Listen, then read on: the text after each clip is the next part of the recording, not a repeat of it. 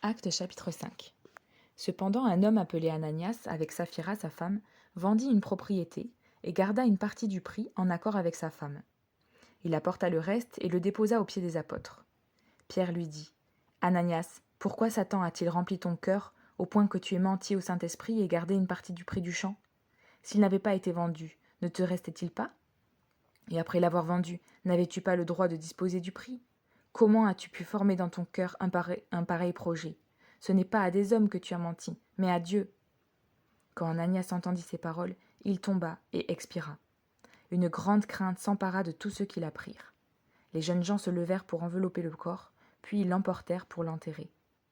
Environ 3 heures plus tard, sa femme entra sans savoir ce qui était arrivé. Pierre lui adressa la parole. « Dis-moi, est-ce bien à ce prix que vous avez vendu le champ ? » ?»« Oui, répondit-elle, c'est à ce prix-là. » Alors Pierre lui dit : « Comment avez-vous pu vous mettre d'accord pour provoquer l'Esprit du Seigneur ? Ceux qui ont enterré ton mari sont à la porte, et ils vont t'emporter toi aussi. » Elle tomba immédiatement aux pieds de l'apôtre et expira. Quand les jeunes gens entrèrent, ils la trouvèrent morte et l'emportèrent pour l'enterrer à côté de son mari. Une grande crainte s'empara de toute l'Église et de tous ceux qui apprirent ces événements. Beaucoup de signes miraculeux et de prodiges se faisaient au milieu du peuple par l'intermédiaire des apôtres. Ils se tenaient tous d'un commun accord au portique de Salomon. Personne d'autre n'osait se joindre à eux, mais le peuple les tenait en grande estime. Le nombre de ceux qui croyaient au Seigneur, hommes et femmes, augmentait de plus en plus. On en venait à sortir les malades dans les rues et à les placer sur des civières et des brancards, afin que lorsque Pierre passerait, son ombre au moins couvre l'un d'eux. Une foule de gens accourait aussi des villes voisines vers Jérusalem. Ils amenaient des malades et des personnes tourmentées par des esprits impurs, et tous étaient guéris. Alors le grand prêtre et tous ceux qui étaient avec lui, c'est-à-dire le parti des Sadducéens, se levèrent remplis de jalousie. Ils firent arrêter les apôtres et les jetèrent dans la prison publique. Mais pendant la nuit, un ange du Seigneur ouvrit les portes de la prison, les fit sortir et leur dit : « Allez-y, tenez-vous dans le temple, et annoncez au peuple toutes les paroles de la vie nouvelle. » Après avoir entendu cela, ils entrèrent de bonne heure dans le temple et se mirent à enseigner. Quand le grand prêtre et ceux qui étaient avec lui arrivèrent, ils convoquèrent le Sanhédrin et tout le conseil des anciens d'Israël, et ils envoyèrent chercher les apôtres à la prison. Cependant, les gardes, à leur arrivée, ne les trouvèrent pas dans la prison.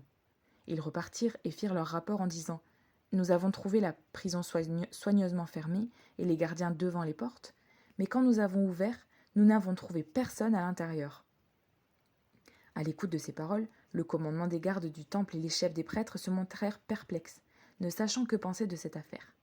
Quelqu'un vint leur dire : « Les hommes que vous avez mis en prison sont dans le temple et enseignent le peuple. » Alors le commandant partit avec les gardes et les ramena, mais sans violence, car ils avaient peur d'être lapidés par le peuple. Après les avoir ramenés, ils les présentèrent au Sanhédrin.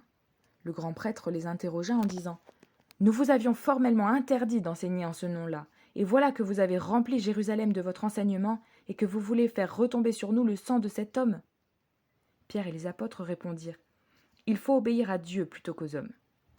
Le Dieu de nos ancêtres a ressuscité Jésus, que vous avez tué en le clouant sur le bois.